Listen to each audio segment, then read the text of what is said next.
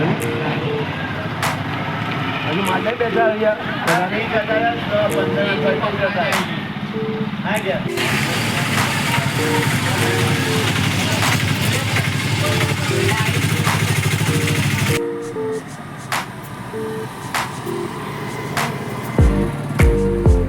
Ready Shakir Malek, નેતા વિપક્ષ, જંબુસર નગરપાલિકા।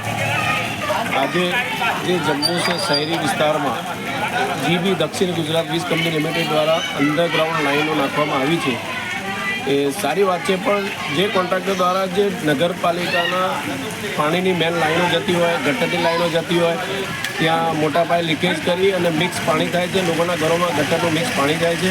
એટલે વીજીના કોન્ટ્રાક્ટ ડીજીવીએસએલના કોન્ટ્રાક્ટરે તાત્કાલિક ધોરણે એનું રિપેર કરવામાં આવે એવી અમારી માંગણી છે।